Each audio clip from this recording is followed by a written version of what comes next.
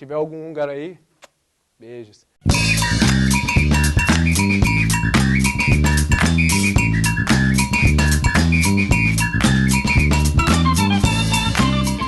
E aí galera que assistiu Linha de Fundo, tudo beleza? Eu sou o Ronaldinho Fenômeno e está começando mais um Copas do Mundo Grandes Seleções. Hoje a gente vai falar da Hungria de 1954. Para quem assistiu o primeiro Copas do Mundo Grandes Seleções, eu falei da Itália de 1938, que foi a primeira grande seleção, o primeiro exemplo de continuidade. Mas como eu avisei também semana passada, eu não vou falar aqui só de seleções que foram campeãs. A Hungria, que eu vou falar hoje, de 54, é o primeiro exemplo de grande seleção que não foi coroada com o título mundial. A conquista que separa os festejados dos esquecidos. E, infelizmente, a Hungria não conseguiu vencer essa Copa. A Hungria de 54, eles tinham o apelido, eram chamados pela imprensa húngara de Magyares Mágicos. Ela foi o primeiro exemplo de grande seleção que foi treinada para arrasar os adversários. Exatamente, a Hungria de 54 era treinada para vencer seus adversários com larga vantagem, vencer com folga, 3-0, 4-1, 4-2. Era assim que a Hungria era treinada, a Hungria de 54. A Copa de 54 ela já começa a mudar já a visão das Copas do Mundo ali, porque foi a primeira... Porque, 1950, começo da década de 50, surgiu a televisão. A Copa de 54 foi a primeira Copa do Mundo televisionada.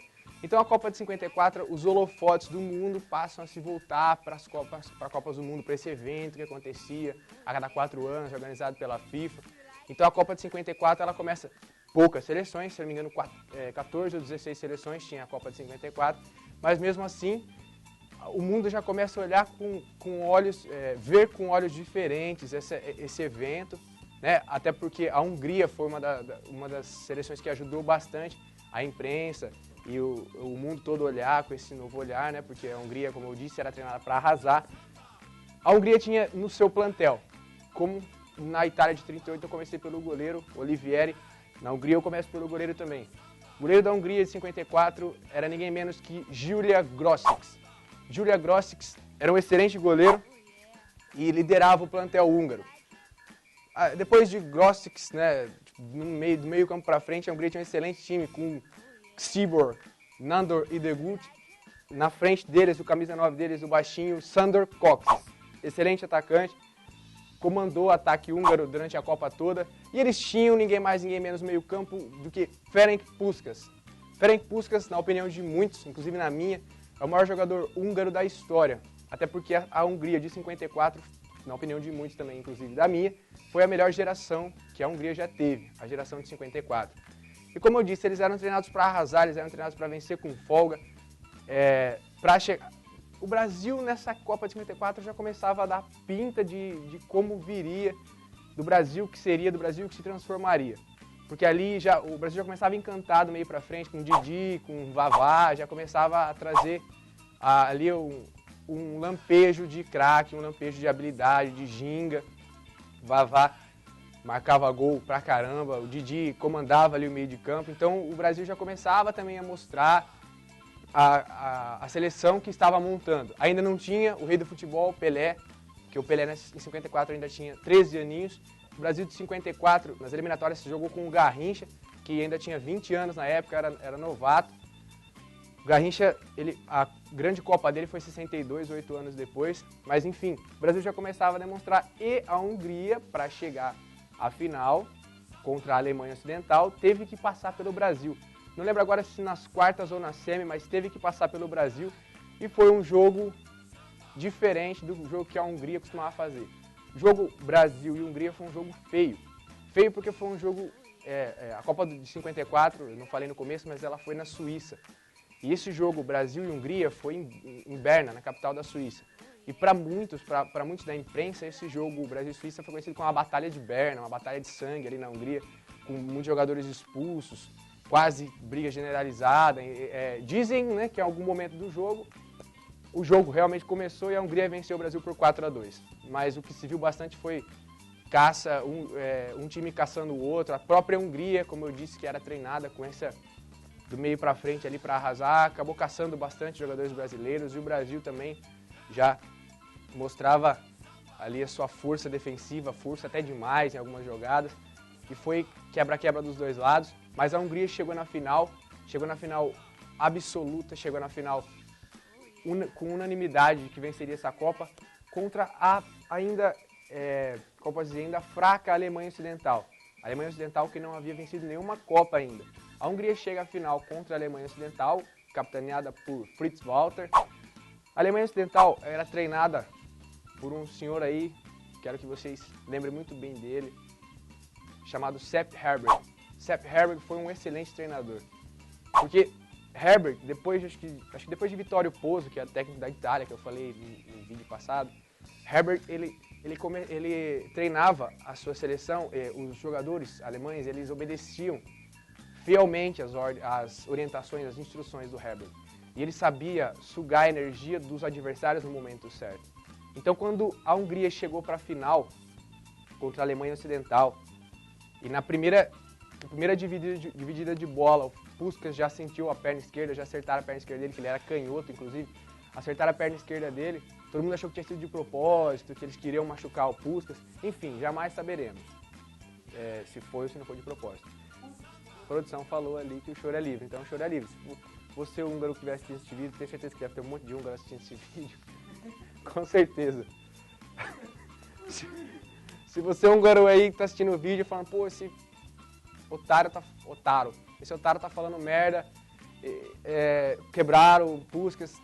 Beleza, mano, quebraram, e aí? Quantas Copas vocês têm? Ô, zoeira, não. Se tiver algum húngaro aí, foi mal, é zoeira. A Hungria, de 54, como eu disse no começo, que ela era treinada para massacrar os adversários, era uma seleção...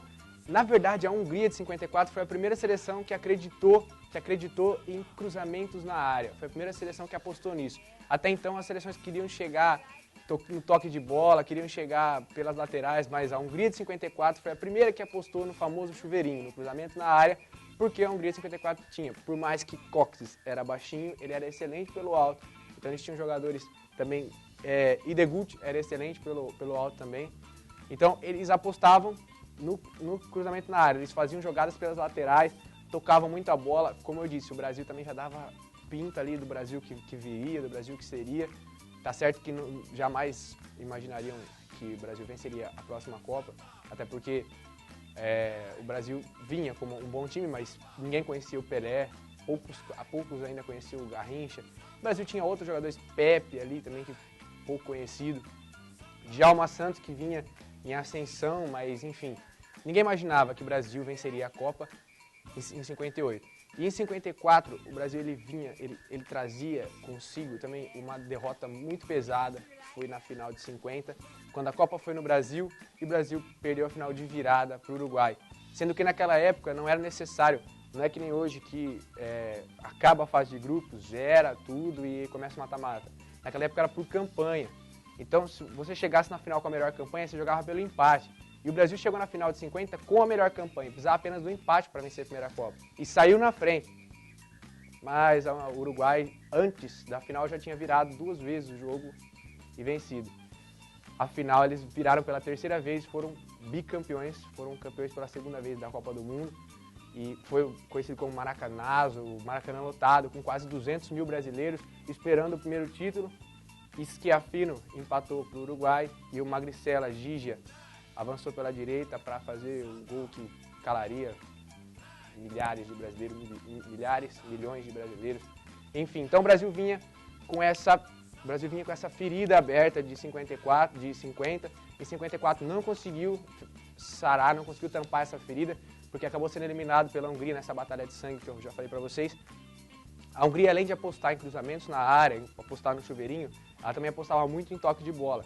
Era uma seleção que, diferente porque todos sabemos que o futebol ele evoluiu e o futebol mudou, de 70 para cá, que o futebol acabou ficando de mais habilidade, de mais... Não que Pelé não tenha sido, porque o Pelé encerrou a carreira em 71. Mas de 70 para cá o futebol revolucionou muito, mudou muito. Mudou até em questão de vestimenta, de postura, mudou completamente. De 70 para cá foi uma revolução. Então até ali começo, década de 30, 40, 50, ainda até o final da década de 50, eles não acreditavam, até o final da década de 40, começo da década de 50, eles não acreditavam muito nesse lance de toque de bola, era mais não era um jogo muito tático, era na sorte, fazia o gol, vencia o jogo, não tinha muitos esquemas. A não ser a Itália de 38, como eu disse no vídeo passado, que o Vittorio Pozzo treinava bem eles ali, do meio pra frente eles eram bem ofensivos mesmo, trocavam passes, Piola, Meazza, Ferraris, trocavam bastante passes, enfim. Mas a Hungria de 54, ela trabalhava em triangulação, que hoje é muito conhecido no futebol. Eles triangulavam bem a bola, eles faziam jogadas pelas laterais, os pontas deles, da Hungria, trabalhavam muito. E eles tinham ali como maestro, como o cara da batuta ali que ficava distribuindo bola, eles tinham o Ferenc Puskás. Como eu disse pra vocês, eles chegaram na final. E nem o mais otimista torcedor húngaro imaginava que eles chegariam na final e abririam 2-0 na Alemanha Ocidental. É isso aí, eles abriram 2-0 na Alemanha Ocidental, mesmo com o Puskás machucado, ele fez um gol, acho que se não me engano o outro foi do Coxes. Abriram 2-0 na Alemanha Ocidental e foram para o intervalo com 2-0. Eles precisavam de 45 minutos para serem campeões pela primeira vez, primeira e única, digamos, porque talvez o futebol húngaro tivesse tido continuidade se aquela seleção tivesse sido campeã. Mas enfim, depois da Hungria de 54, nenhuma seleção húngara mais acertou a mão e chegou numa final de Copa do Mundo. Foi a única seleção húngara que chegou na final de Copa do Mundo, foi a de 54. Eles abriram 2-0, né, 2-0, já 1-0 só, 2-0. Eles abriram 2-0, foram para o intervalo com essa vantagem. Mas, como eu disse, falando de Sepp Herberg, ele inspirou os seus jogadores, o seu plantel de jogadores, a sugar toda a vontade, a energia dos corpos já cansados dos húngaros, que estavam tendo que correr o dobro, porque Puskás estava com o pé esquerdo lesionado. Ele não estava jogando o fino da bola como ele jogava. Então eles tinham que correr o dobro para poder recuperar essa bola.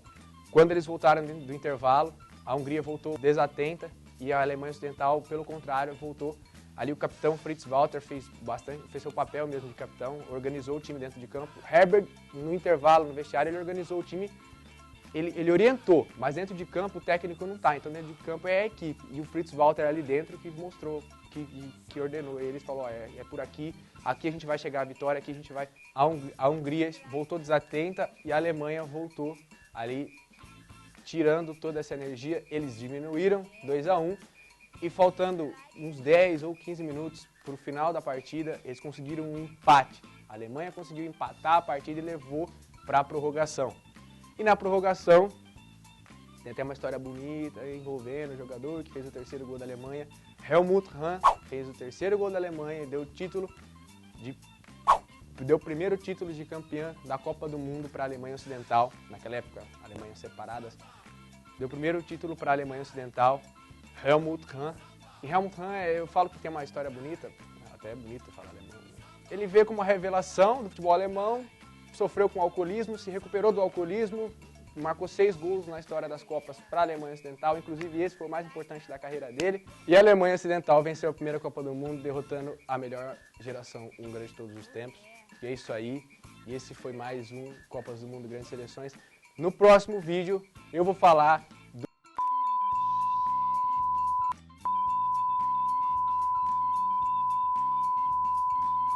E é isso aí, se você gostou desse vídeo, tem um bagulho aqui, um dedinho assim, ó, clica aí na parada aí. Se não gostou, clica também, pelo amor de Deus, ajuda a gente, velho. Pô, não gostou, clica. Ah, não assisti inteiro o vídeo, não sei se o final é legal, clica, não importa, não me interessa. Não gostou, clica em gostei, não quer se inscrever, se inscreve, porque quem manda